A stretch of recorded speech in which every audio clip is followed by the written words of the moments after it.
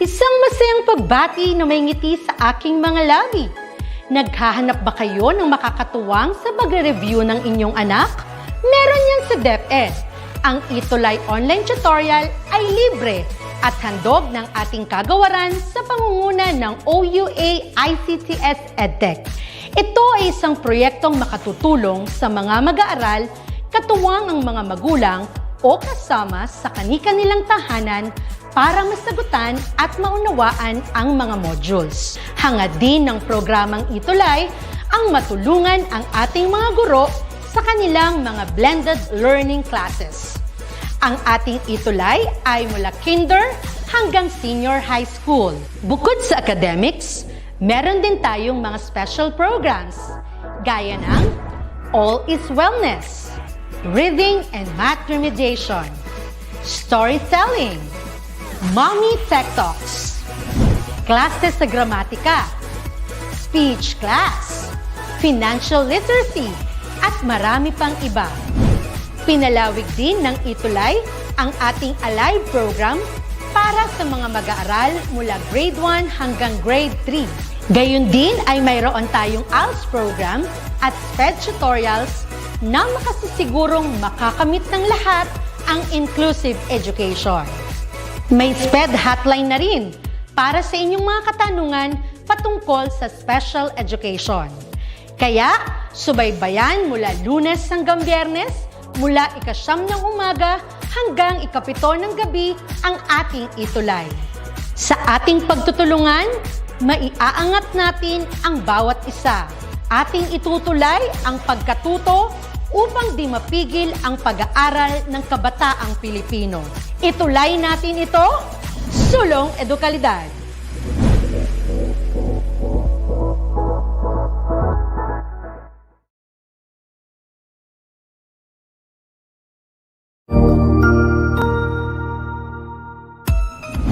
Mabuhay! Good day to all! I am your tutor Madge. Welcome to ETUlay, a free online tutorial, an initiative of the Department of Education, Information and Communications Technology Service, Educational Technology Unit, ICTS EdTech. This program is aimed at helping and assisting learners from kindergarten, senior high school, ALS, Alive, and SPED learners. Aside from answering the modules, the ETUlay is offering programs which you will surely look forward to.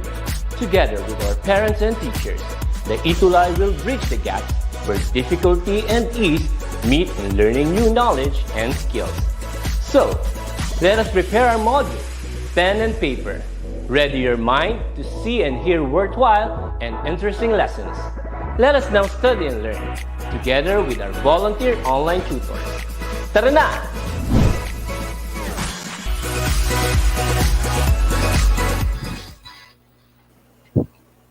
Hello, good afternoon and Happy New Year sa ating lahat. Good afternoon, everyone. Hello. Ayan. Good afternoon, Tutor Yes. Prince. Good afternoon, Tutor Andre, ang ating Math Bay. Alright. Ayan, welcome. So, nandito na naman tayo. So, today's Friday, January 7, 2022. And again, welcome to our DepEd ETUlay online tutorial for grade 6 mathematics. Ayan, Yes. sige. So, Ayan, so pati dahil muna dyan, tayo, Tutor Andre. Uy, syempre pala. Oo, yan. So naka 1 year na po ang ETUlay, mga Yun, mga kaibigan, mga kapatid, mga Ayos. kapuso, mga kapamilya. So noong January 4 ay nag-celebrate tayo ng first anniversary ng ETUlay. Wow, Ayan. happy first year anniversary, ETUlay. Ayan. So, bati muna tayo, Tutor Prince, no? Yes. Mabilis lang. Ayan, nandyan na si Arian Miles Felipe ng SDO Isabela. Siya ay nag-aaral Wow. saan ba? Camp Melchor F. de la Cruz, F. de la Gamo Cruz, District. ayun. Yan. Ayun, nakita ko rin, sir, si Ana Pauline Basbas. Good Mhm. morning, tutors. Yes. Ana Pauline R. Basbas, watching from Abangan Sur Elementary School, grade 6 Aguinaldo, and their principal is Mr. Joey S. Germar. Ayun. Andyan din syempre si Roxylene Adirolf. Ano ba yun? Florida ba yung kanyang apelido talaga? Watching from SDO Batangas, Tyson District, Tilambo Elementary School. Good afternoon. At andyan din si Gwyneth. Hindi siya yung ano ha? Hindi siya yung Ayun, mahirap. famous na babae ngayon. Ay, Good viral. afternoon. from Aurora A. Quezon Elementary School, Elementary SDO Quezon School. City.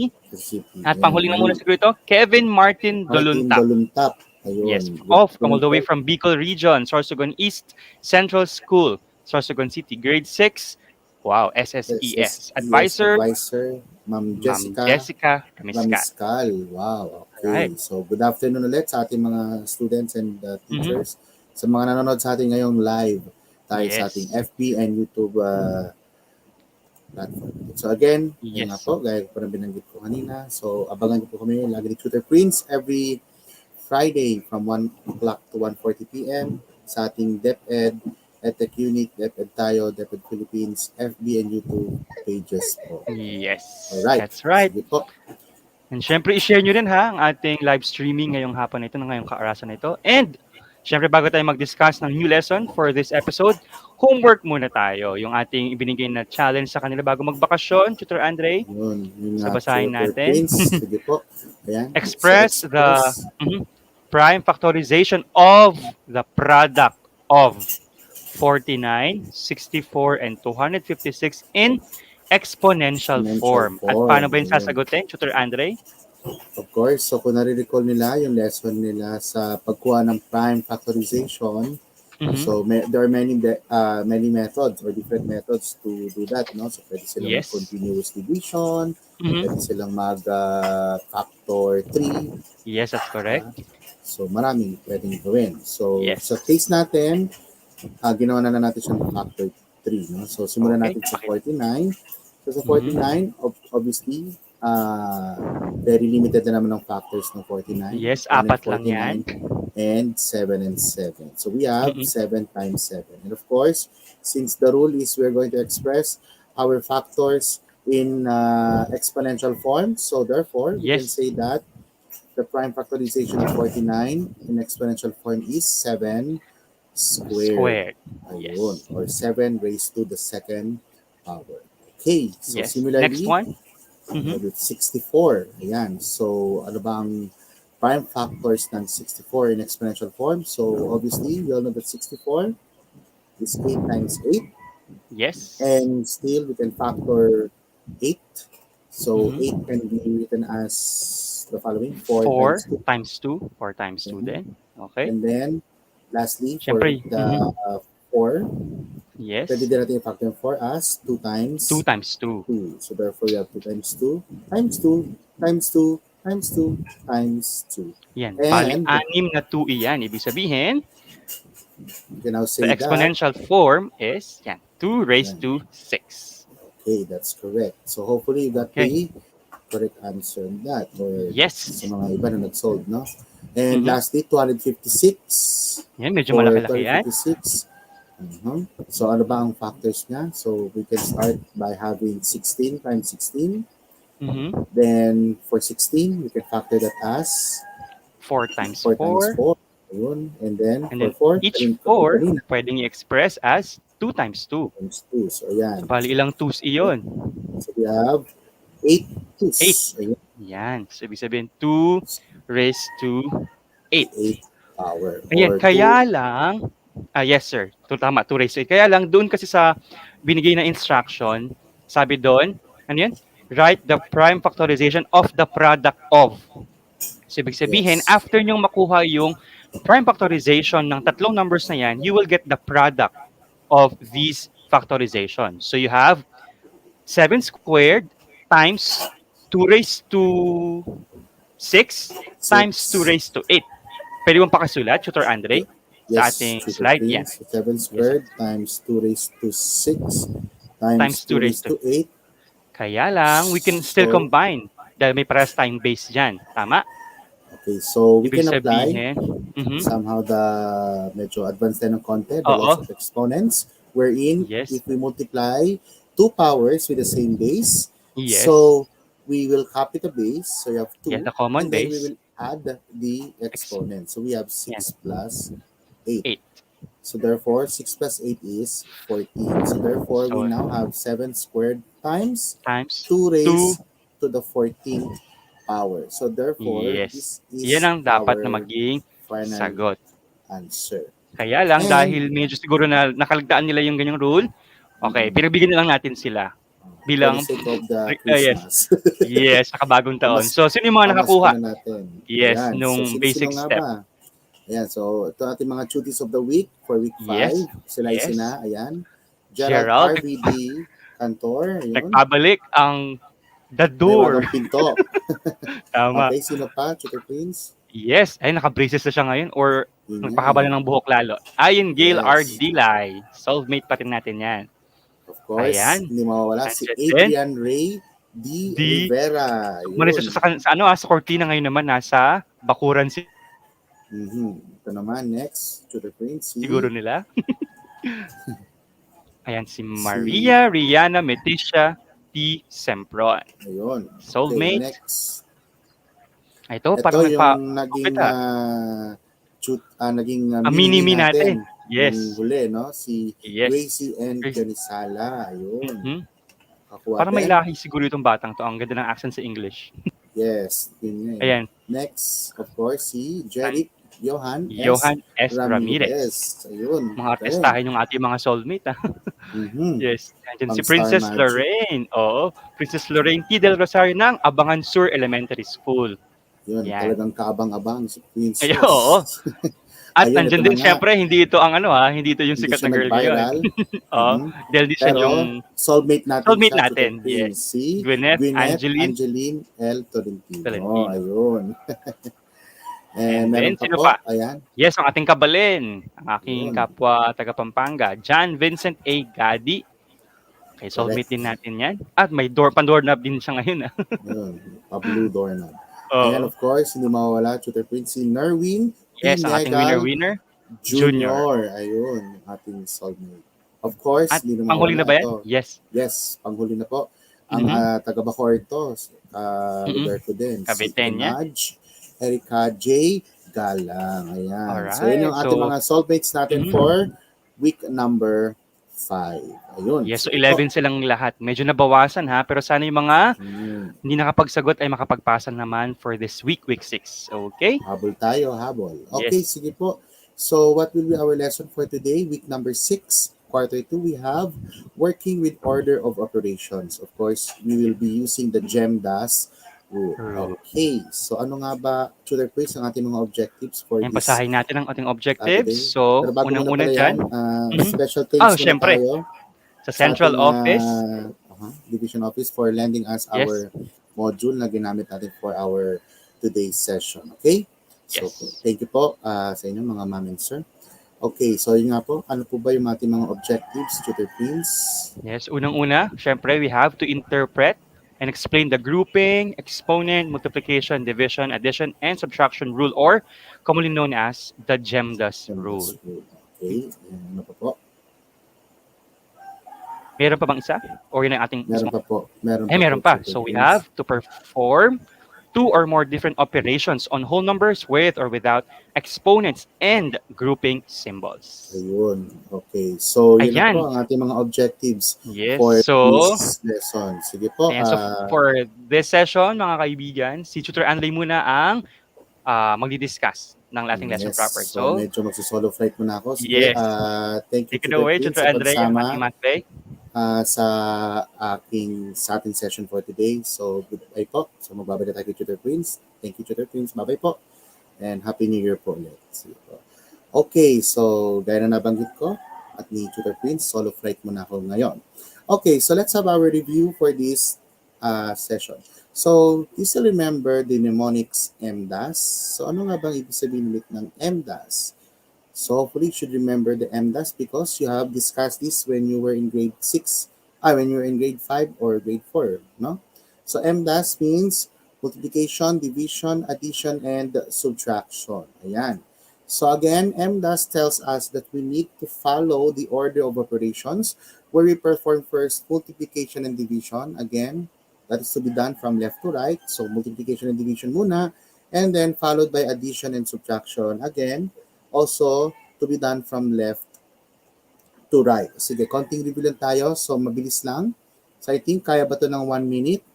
So, for 1 minute, I want you to solve the following. Ayan, so meron tayong pambansang prutas na mangga. So, kindly perform the indicated operations. So for our first one, you have 72 minus 9 plus 6. You have 42 divided by 6 times 15. And then 8 plus 4 divided by 2.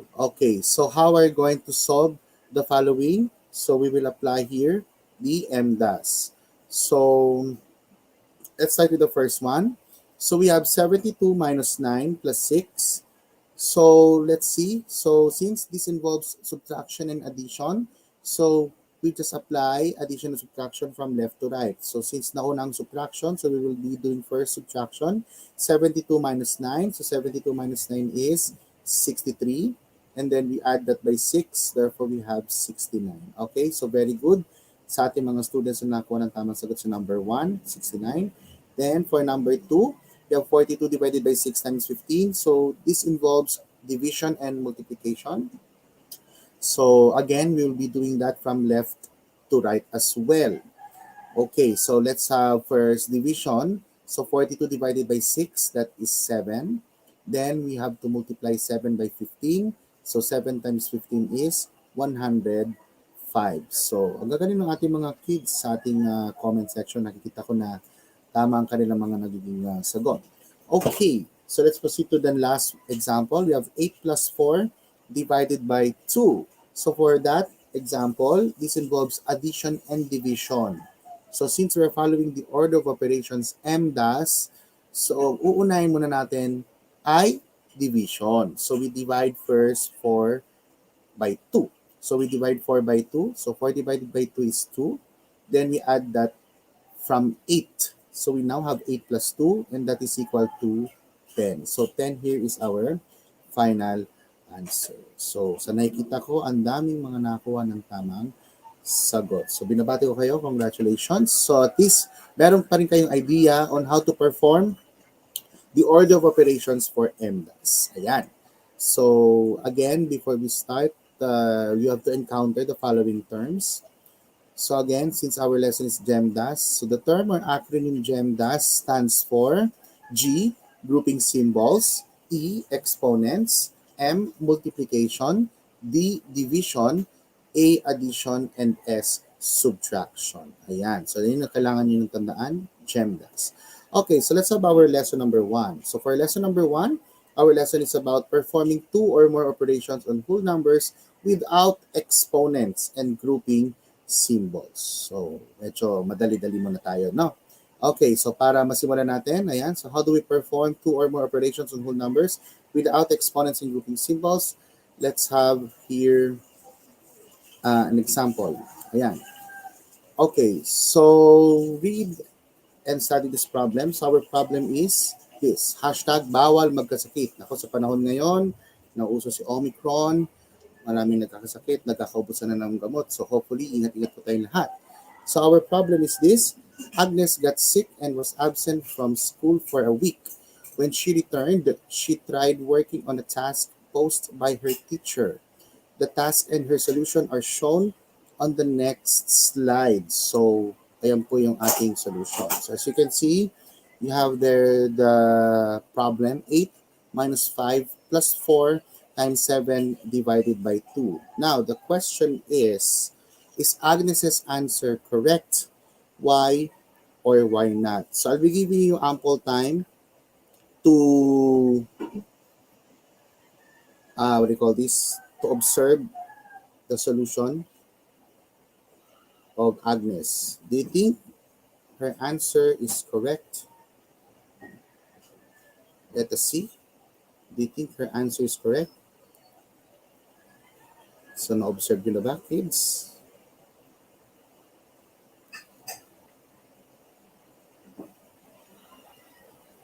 Okay, so let's see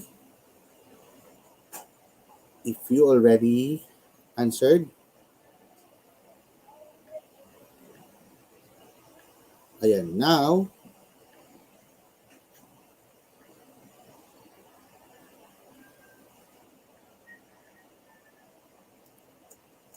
it is important to follow a rule when performing 2 or more operations on whole numbers. So sabi nila, Rain, Jewel Damitan, no. Ayan, sabi ni Ivan Joseph Felnar, no po.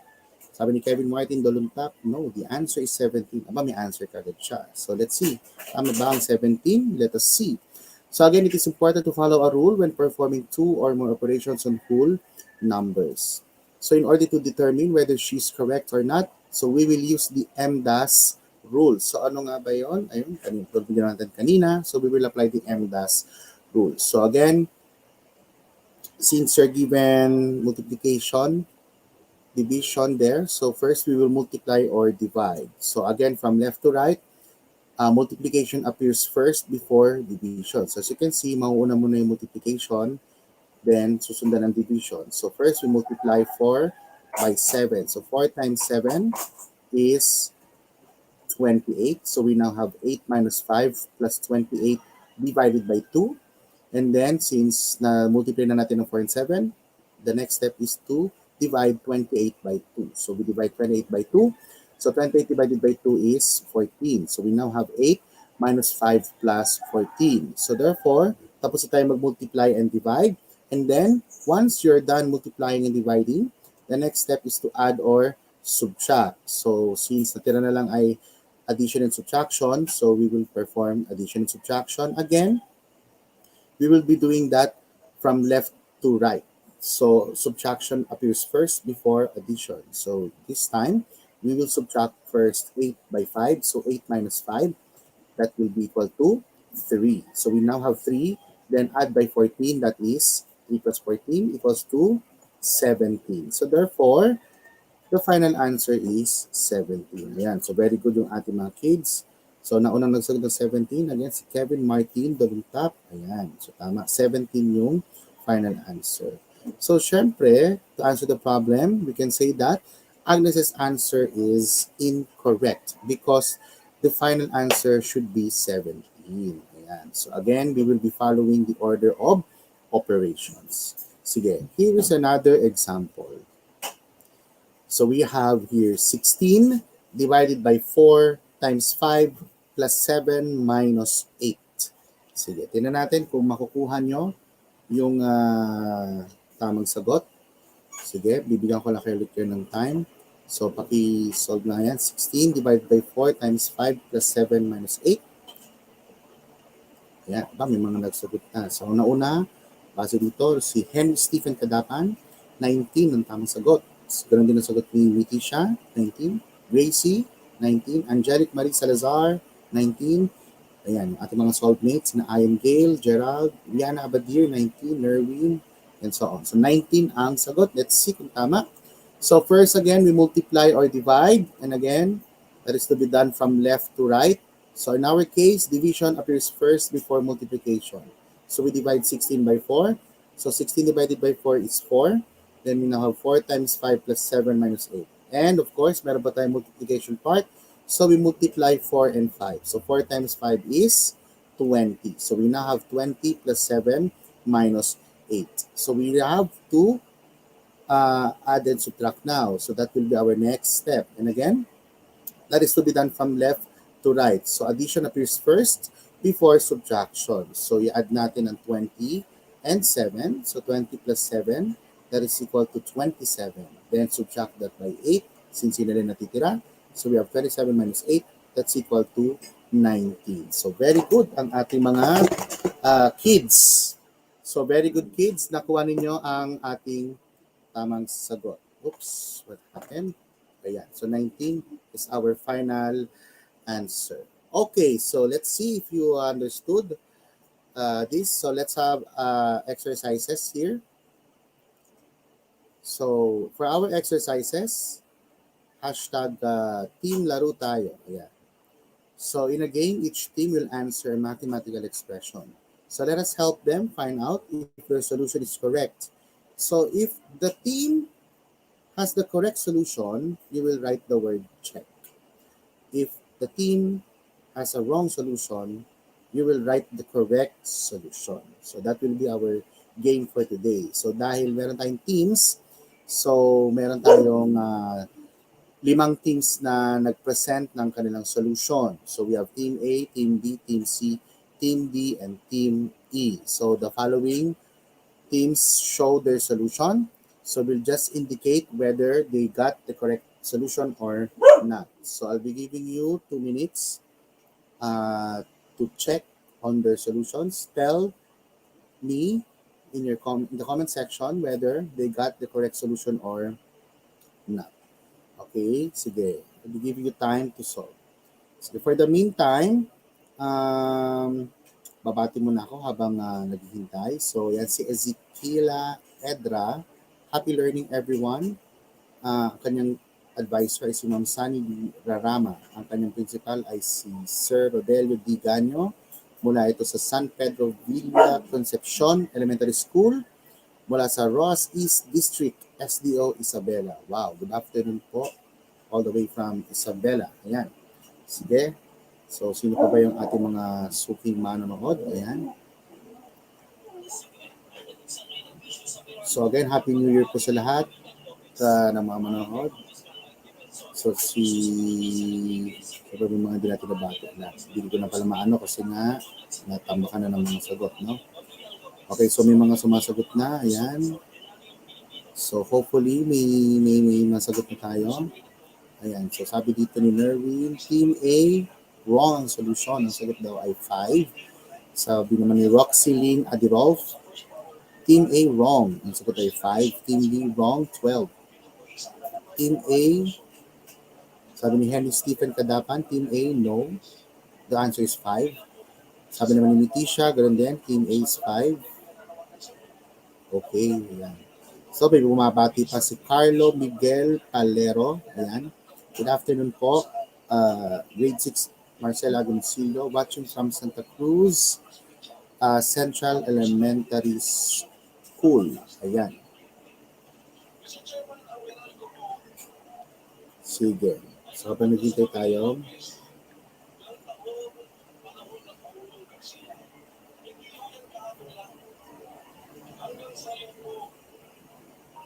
hintay lang po tayo.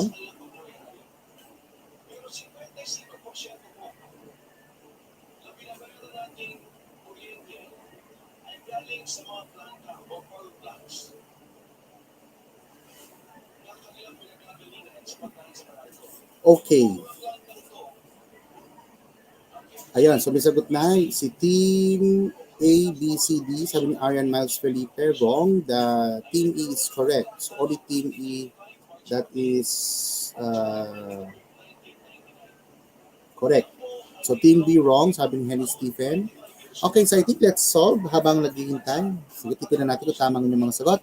So simulan natin sa Team A. Ayan. So para malawak ng ating space. Ayan. So for Team A, you have 6 divided by 3 plus 12 minus 9.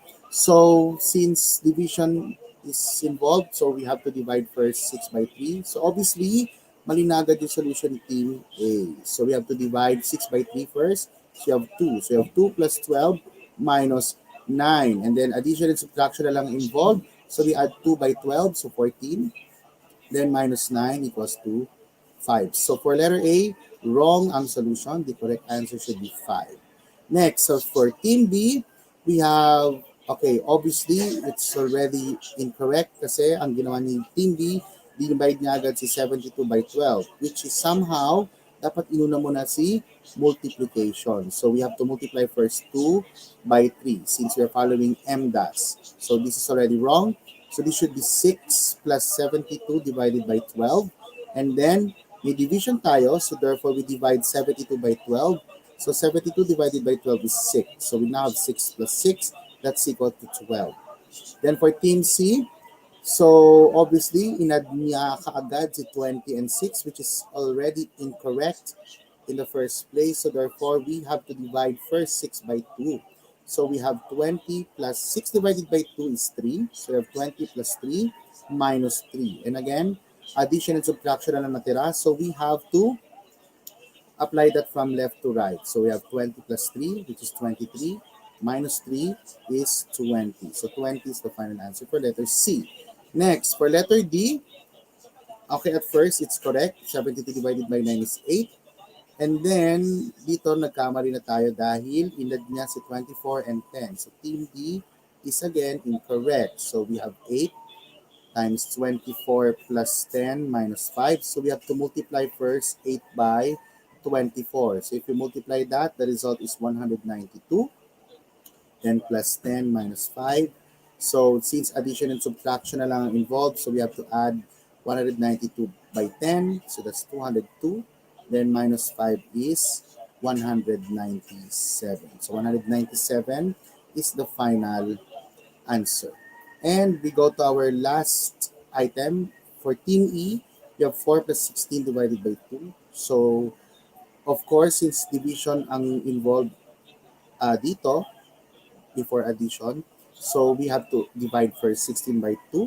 16 divided by 2 is 8. Then we now add 4 by 8, and that is 12. So, therefore, only Team E got the correct solution. So the rest of the teams got wrong solution. So therefore, we have check. Very good. Yes, I think all the students comments are correct naman, no? So therefore, very good tayo dyan. Okay, now, we now proceed to our lesson number 2. So to lesson number 2 ay kanina, walang exponents and grouping symbols. This time, we will involve performing 2 or more operations on whole numbers with exponents and grouping symbols. Okay, so paano natin ipe-perform yan? Okay, so let's have this situation. So for instance, ayan, let's have this word problem. Sino kaya ang tama? During a game, 2 pupils wrote down their solutions to the following task posted by their teacher.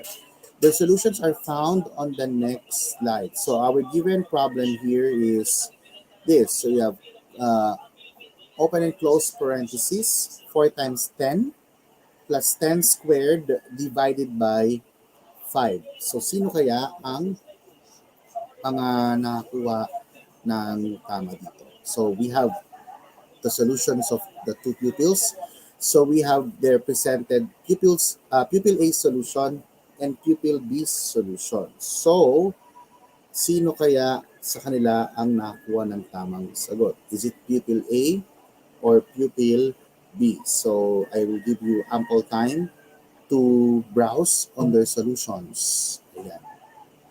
So, let's see kung sino kaya ang nakakuha ng tama. Is it pupil A or pupil B? So sabi, ang nauna dito, sabi ni Nerwin Legal, pupil B. Sabi din Ivan Joseph Failnar, pupil B solution is correct. Ayan. So sabi diba 60 ang solution, 60 ang sagot. Yes, correct. Pupil B. So karamihan ng mga nag-comment ay pupil B. So tama nga ba si pupil B? Let us see if this is correct.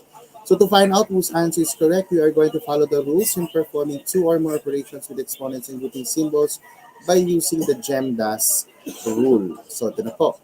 So again, katulad ng sinabi natin kanina, muli, ang GEMDAS rule stands for the following. G for grouping symbols, E exponents, M multiplication, D division, A addition, and S subtraction. By the way, dagdag ko lang, when we talk about grouping symbols, this involves parentheses, or you may have brackets, or you may have braces. So these are the grouping symbols that you are going to encounter. So pwede parentheses, pwede brackets, pwede ring braces. Now, so our given earlier, we have the open and close parentheses, 4 times 10 plus 10 squared divided by 5. So based on the given, we first perform operations within each grouping symbol. So we multiply, of course, 4 by 10 since nasa loob sila ng parentheses. So 4 times 10, and that's equal to 40. So we now have 40 plus 10 squared divided by 5. The next, second, we evaluate or simplify the exponential expression. So in our case, the exponential expression is 10 squared or 10 raised to the second power. So you have to simplify 10 squared. Since natutunan nyo na nung last meeting, yung tungkol sa exponent, so 10 squared is 10 times 10, which is equal to 100. So we now have 40 plus 100 divided by 5. Then since involved ang addition and division, so we have to perform first multiplication or division. So MD, yun na. That is again from left to right. or whichever operation comes first. So dahil division lang naman ang involved, so we have to divide first 100 by 5. So 100 divided by 5 is 20. So we now have 40 plus 20. And lastly, since addition na lang natira, we have to finally perform addition or subtraction again from left to right or whichever operation comes first. So we have to add 40 by 60. So 40 plus 20, 40 plus 20 rather. So 40 plus 20 is 60. So therefore, 60 is our final answer. And based on our problem earlier, going back to the solutions, so we can say that pupil B's solution is correct. So very good ang ating mga grade 6 students na nag-comment ng pupil B. Alright. Sige, let's have another example. So what if you, excuse me, what if you have 84 divided by 6 times 2 squared minus 9 or minus open and close parenthesis 9 plus 7. So again, you have 84 divided by 6 times 2 squared minus open and close parenthesis 9 plus 7. So I'll be giving you time to answer the given example. Sige, tingnan natin kung makakasagot tayo ng tama based on the given example.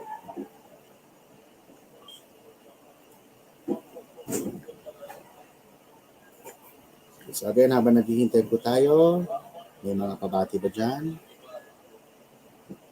Ayan. So may mga sumasagot na, 40. Sabi ni Nerwin Negal Jr., 40.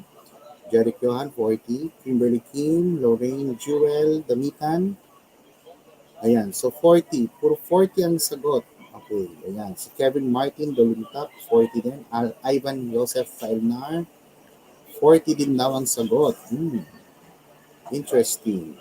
So, tinan natin kung tama ang inyong mga sagot. 40 nga ba ang tamang sagot? Let us see if your answer is correct. So, let's have this. So, in performing the given example, let's follow the steps. So, you have to apply the GEMDAS. So, first, perform operations within each grouping symbols.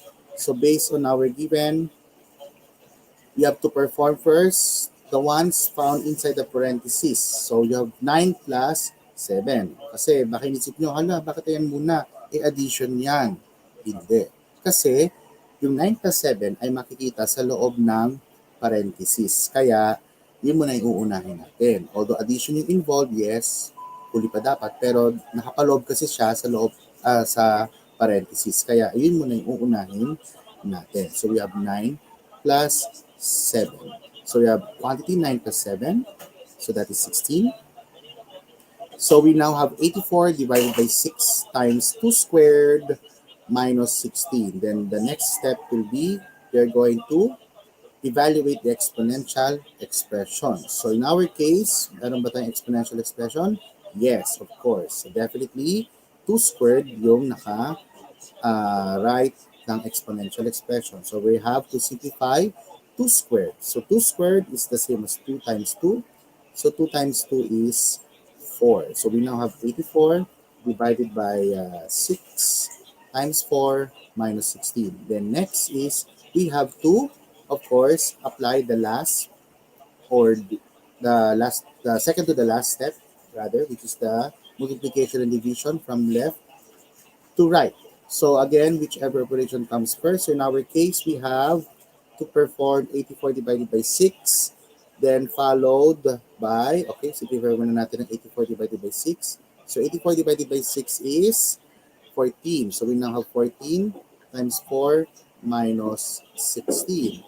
And then, we have still multiplication. So, we multiply 14 by 4. So, 14 times 4 is 56. Then, we now have 56 minus 16. And 56 minus 16, that will be our last step since subtraction na yung involved. So, we have to subtract from left to right. So, therefore, 56 minus 16 is 40. So, 40 is our final answer. So, very good ang ating mga kids. Talagang nakuha nila yung tamang sagot ng 40. Gagaling nga. Very good. Okay. Sige. So, I'll be giving you exercises again. So, mabilis lang tayo. or wait lang. Actually, sige, mabilis lang. Let's perform the indicated operations. So, ayan. Sige, kaya natin na siguro na mabilis. Sige nga, let's solve. Number 1, you have 8 times. So, I think let's solve or kahit number 1 na lang kasi we are running out of time. So, let's have number 1 na lang muna. Isang example lang. Number 1 lang para matest ko lang kung talagang naiintindihan ninyo ang agenda. So, we have 8 times 3 cubed plus 63 divided by 9 minus 6. So, let's see. 8 times 3 cubed plus 63 divided by 9 minus 6. So, let's see if you will get the answer. Number 1 lang ang pinapasolve ko. Number 1 lang po Okay, sige. So, base dito sa nakita sa comment, ang unang nagsagot ay si Henry Stephen Kadapan, 217. Meron din nasagot ni Jeric Johan Ramirez, Rob Drain de la Cruz. Ayan, si Laika Alea, 217. Si Nitisha, 217 din. Okay, so puro 217 ang sagot. Si Gracie, ayan, si Rihanna Abadir. Ayan, si Nerwin, Kimberly Kim. Puro 217. Si Ella Alicer and Angelique Marie Salazar, 217. Okay, let's see kung tama. So first, GEMDAS, so grouping symbols. So obviously, number 1, wala tayong grouping symbols.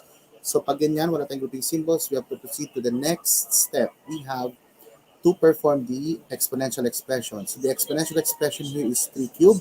So we have 3 times 3 times 3, and 3 times 3 times 3 is 27. So we now have 8 times 27 plus 63 divided by 9 minus 6. So therefore, we have to perform the next step. So dahil multiplication, division, addition, and subtraction na natitira, so we have to perform first multiplication and division from left to right. So we have to multiply first 8 by 27. So 8 times 27 is equal to 216. So we now have 216 plus 63 divided by 9 minus 6. And since meron tayong division involved, so we have to divide 63 by 9. So 63 divided by 9 is 7. So we now have 216 plus 7 minus 6. So we have addition and subtraction na lang. So therefore, we are going to simplify from left to right. So 216 plus 7 muna. That is 223. Then you have minus 6. The answer is 217. So very good ang ating mga grade 6 students. Talagang nakuha nila yung tamang sagot based on GEMDAS. Ayan. So since malapit na tayo magtapos, okay, so medyo nakuha ko lang to. So please do remember the following. Ayan.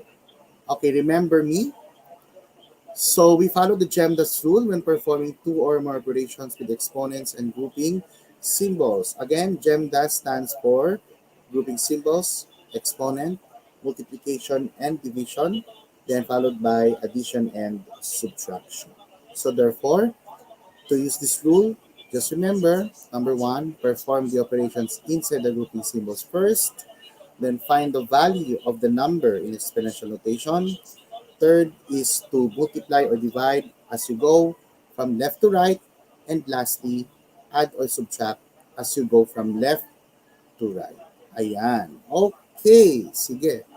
And for your homework for today, for quarter 2, week 6, please use the hashtag Math6Q2 week 6 and pakidagdag na din yung hashtag natin, hashtag ETUlay level up.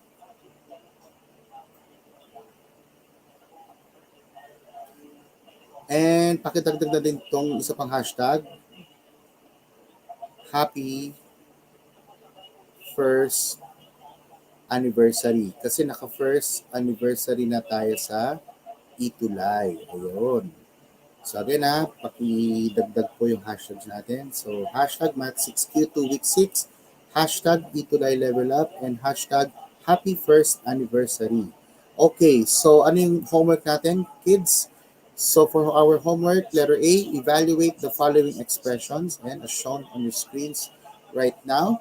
And for letter B, simple lang gagawin nyo, insert parentheses following the correct order of operations in the mathematical expression to make the statement true. Okay, para maging tama yung ating statement. So we have to insert parentheses. So the problem there is 4 plus 4 times 4 divided by 4 minus 4 equals 4. So puro 4, no? Ayan. So let's see if you can answer the homework. And again, please submit your answers in our DepEd ETUlay FB page. And again, please do use our following hashtags shown on your screens right now. Ayan. Okay, so bago tayo tapos, again, please scan the following, the QR code shown on your screen for your feedbacks. Ayan, so para malaman namin ang inyong mga suggestions or feedbacks regarding sa ating DepEd ETUlay online tutorial. So that's all for today and hope you learned something. Thank you very much. For comments or suggestions, please email us at edtech@deped.gov.ph. So up next here, so up next you have Tutor Rose Ann and Tutor Jolly for Mathematics 7. So that's all for today. Again, abangan niyo po kami ni Tutor Prince every Friday for Mathematics 6, 1 p.m. to 1:40 p.m. Sa ating DepEd FB and YouTube pages. And also sa ating DepEd TV. Every Monday naman yon sa IBC TV, Channel 13 and Sino TV at sa iba pang mga digital platforms. So muli, maraming salamat po. This has been Tutor Andre, your math bae, and saying always keep safe and God bless. Maraming salamat po. Bye!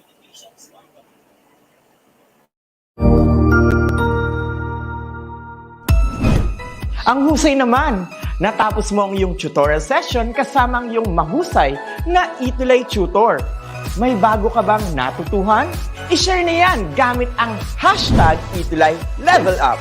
Huwag aalis ha dahil may susunod pang programa na pwede mo ring panoorin at salihan dahil naghihintay na ang iyong mga tutors. Happy learning dito sa ETUlay!